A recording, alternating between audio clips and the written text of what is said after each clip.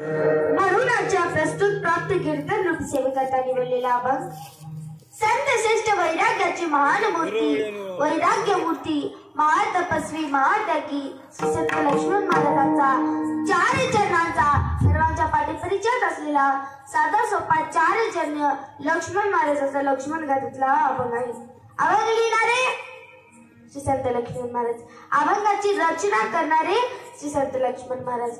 म्हणून आपण त्यांच्याबद्दल अल्पसा पर्याय असा जाणून घेऊ. जालना जिल्ह्यातील परतूर तालुक्यातील धोतर जोडी आष्टी येथील श्री संत लक्ष्मण महाराज. त्यांच्या पिताचे नाव कृष्णा आप्पा व त्यांच्या आईचे नाव बजाबाई यांच्या पोटी 1730 रोजी लक्ष्मण महाराजांचा जन्म झाला. लक्ष्मण महाराजांना लहानपणापासूनच भक्ती मार्गाची ओढ व जीवनामध्ये जगद्गुरु परिषदाचा आशीर्वाद प्राप्त करून लक्ष्मण महाराजांनी अभंग लिहिण्यास सुरुवात केली. आता श्री संत लक्ष्मण महाराजांनी अभंग लिहिण्याची यादी करत असताना काही लोक म्हणतात लक्ष्मण महाराजांनी केवळ 4500 अभंग लिहिले, काही लोक म्हणतात 5000 लिहिले, काही लोक म्हणतात 8000 लिहिले. पण तुमच्या आमच्या परिचयात केवळ 4500चा गाथा जर प्रकाशित असला तर श्री संत लक्ष्मण महाराजांनी लाखो अभंग लिहिले का नाही? मग बघा, आम्हाला नामचिंतन करायला वेळ मिळत नाही. मी लोगाव निघाल्याच्या नंतर एक 70 वर्षाची आजीबाई आमच्या गाडी समोर आली. डोक्यावर चष्मा होता, हातात काठी होती. आमच्या गाडी समोर आली. मी विचारलं, माय तुम्हाला कुठे जायचं? ती म्हणली मला वनभुजवाडीला जायचं. मी म्हणले, माय मी पण तर तिथंच चालेल, चला तुम्हाला जाता जाता नेते मी माझ्यासोबत. ती बसली गाडी 2 किलोमीटर आल्याच्या नंतर मी तिला विचारलं, माय तुम्हाला मुलं आहेत का? मुलं? ती म्हणले आहेत ना, मला एक सोडून 3 मुलं आहेत. म्हणून मी विचारलं, माय तुमची मुलं तर काय करतात हो? तेव्हा ती आजीबाई म्हणाली, बाई माझा पहिला मुलगा इंजिनियर, माझा दुसरा मुलगा डॉक्टर. मग विचारला, आजीबाई तुमचा तिसरा मुलगा काय करतो? तिसरा? ती म्हणली, त्याचं नाव का नको का? डॅंगो मारतो काय? डॅंगो नाही, जुगार ते पण नाही, पॉकेट मनी ते पण नाही. मग विचारला, आजीबाई तुमचा तिसरा मुलगा नेमकं करतोय तरी करतोय काय? तेव्हा त्या आजीबाईने सांगितलं, बाई माझा तिसरा मुलगा तुझ्यासारखं रोजचे गाव कीर्तन म्हणत बोंबलत फिरतो. तेव्हा मला कळालं की मी रोजचे गाव कीर्तन म्हणत बोंबलत फिरतो. असं होऊ देऊ नका, एवढा पण नामचिंतनाचा कटाळा येऊ देऊ नका. शिवाय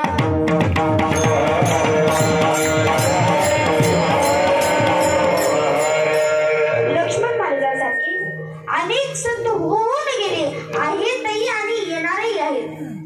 कारण काळाला गरज आहे एकमेव संत महात्म्याची. साधू संत हे काय करत असतात? सामान्य मनुष्याला जीवन जगण्याची दिशा अथवा मार्ग रस्ता चुकलेल्या व्यक्तीला रस्ता दाखवण्याचं काम एकमेव संत महात्मे करतात. आणि त्याचपैकी संत लक्ष्मण महाराजांसारखे अनेक संतांनी अनेक प्रकारचे अभंग लिहिले, ग्रंथ लिहिले. लक्ष्मण महाराजांनीच नव्हे तर अनेक संतांनी अनेक प्रकारचे अभंग लिहिले, ग्रंथ लिहिले. आता संतांनी अभंग लिहिले, ग्रंथ लिहिले म्हणजे त्यांना काही कामधंदे नव्हते का? संतांना कामधंदे नव्हते का? संतांना संसार नव्हता का? बघा, नुसतं जर आम्हाला 2 तास कीर्तनाला यायचं असेल तर आम्हाला आमचा संसार सुटत नाही. मग संतांनी अभंग कसे लिहिले असतील? संतांना संसार नव्हता का? एक लक्षात घ्या, ज्या पद्धतीने तुम्हाला संसार आहे, ज्या पद्धतीने तुम्हाला कामधंदे आहेत, त्याच पद्धतीने संतांना सुद्धा संसार होता. पण संतांनी संसाराचा त्याग केला आणि आम्ही मात्र संसारामध्ये गुंतलो. आता संतांनी संसाराचा त्याग केला याचा अर्थ आम्ही संसार सोडून द्यायचा का? अरे आजच्या कीर्तनामध्ये जर मी सांगितलं संसार सोडा, किती जण संसार सोडतील? कुणीतरी सोडेल का संसार? कुणीच सोडणार नाही. यासाठी परत संत सांगतात संसार हा प्रत्येकासाठीच असतो आणि प्रत्येक व्यक्तीने संसार केलाच पाहिजे. ज्या पद्धतीने बघा, नुसतं जर आम्ही 0 लिहिलं, 0, तर त्या 0ला काही किंमत असते का? नसते. पण त्या 0च्या पुढे जर आम्ही 1 लिहिलं तर त्याची किंमत वाढते. त्याच पद्धतीने आम्ही जर संसार करत करत भक्ती केली तर नक्की आम्हाला जीवनामध्ये मुक्ती प्राप्त झाल्याशिवाय तर नाही. शिवाय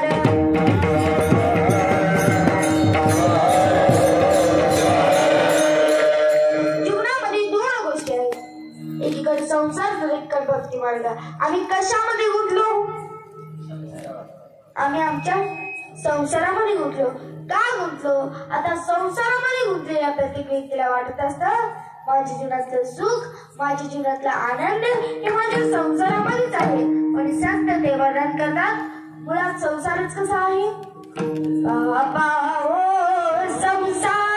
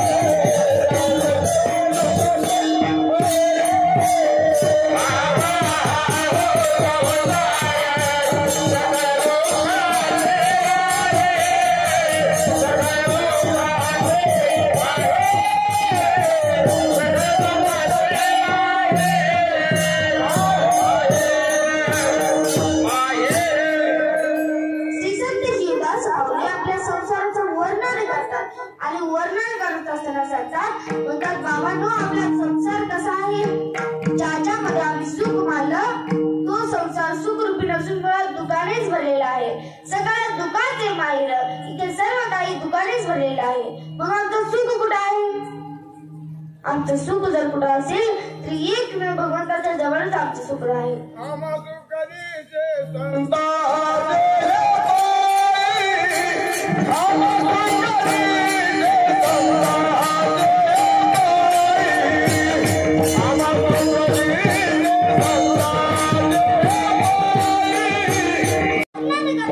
आणि वर्णन करत असताना सांगतात हा देश कसा आहे. पुण्यवंत तोची देश केला वास, शिवभक्त म्हणजे एवढा तरी पुण्यवंत तुमचा आमचा देश आहे. अहो आणि खरंच देशासाठी धर्मासाठी मरणारे थोर महापुरुष सुद्धा आपल्या भारतात होऊन गेले. भगतसिंग, राजगुरू, सुखदेव हे देशासाठी फासावर चढले आणि फासावर चढत असताना सुद्धा हसत हसत फासावर चढले. ज्यावेळेस भगतसिंगाला एका व्यक्तीने प्रश्न विचारला, म्हटलं भगतसिंगा तुला एका महिन्याच्या नंतर मरायचं आहे, तुला एका महिन्याच्या नंतर फाशीची शिक्षा आहे, तर तू दररोज व्यायाम का करतोस?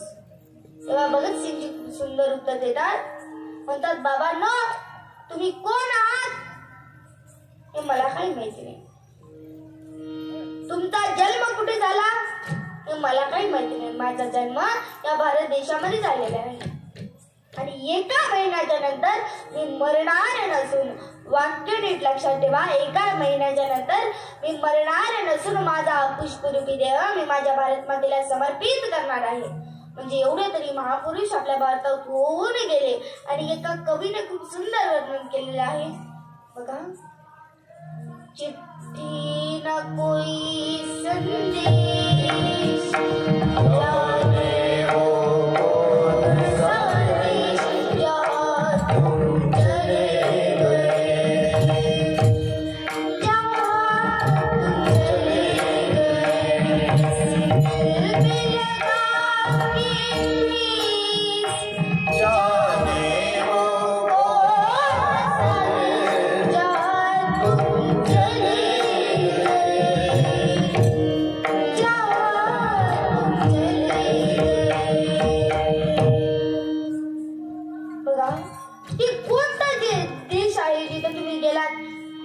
चिठ्ठी पण येत नाही आणि संदेश पण जात नाही. बघा किती सुंदर वर्णन केलं आहे कवीने. म्हणजे एवढा तरी पुण्यवान तुमचा आमचा देश आहे. अहो तुमच्या आमच्या देशामध्ये साधू संतांचा तर आदर गौरव केला जातो. महत्वाचं म्हणजे स्त्रियांचा सुद्धा आदर गौरव केला जातो. म्हणून मी अभिमानाने सांगते, पूर्वीच्या काळामध्ये ज्या मातेला फक्त 4 मिनिटाचा आदर राहण्याचा हक्क होता, आज तीच माता पुरुषाच्या खांद्याला खांदा लावून कार्य करते. प्रत्येक क्षेत्रामध्ये महिला पुढं, भांडणाच्या पण क्षेत्रामध्ये महिला या अगोदर पुढं. बघा काही दिवसापूर्वी पेपरावर प्रश्न आला होता, प्रत्येक क्षेत्रामध्ये महिला पुढं पण एसटी चालवण्याचा ड्रायव्हरच नाही. शिवार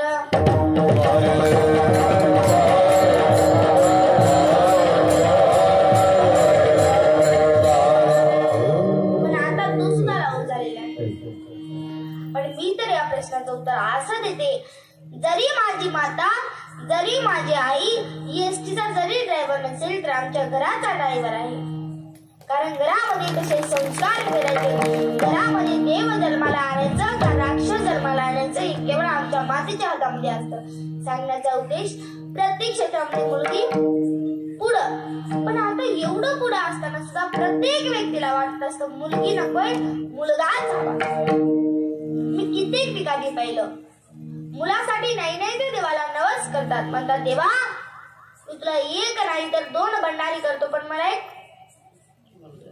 मुलगा होऊ दे. पण असं कोणी म्हणतं का हो, देवा मी तुला भंडारा करतो पण मला एक मुलगी होऊ दे म्हणतील. पण म्हणणारे लोक खूप कमी प्रमाणात आहे. पण मुळात म्हणजे अशी भेदभाव करणारी संस्कृती तुमच्या आमच्या भारत देशाची नाही आहे. आमची संस्कृती कशी आहे, पवित्र आहे, पावन आहे. तुम्ही आम्ही पुण्यवंत आहात आणि अशा या पुण्यवंताच्या जीवनामध्ये अनंत कोटी ब्रह्मांड नायकाची दोष भगवानची प्राप्ती करायची असेल तर त्याच्या प्राप्तीसाठी सर्वात श्रेष्ठ जन्म तर कोणता असेल तर मनुष्य जन्म आहे. श्री संत लक्ष्मण महाराज या मंगलाच्या पहिल्या चरणात सांगतात.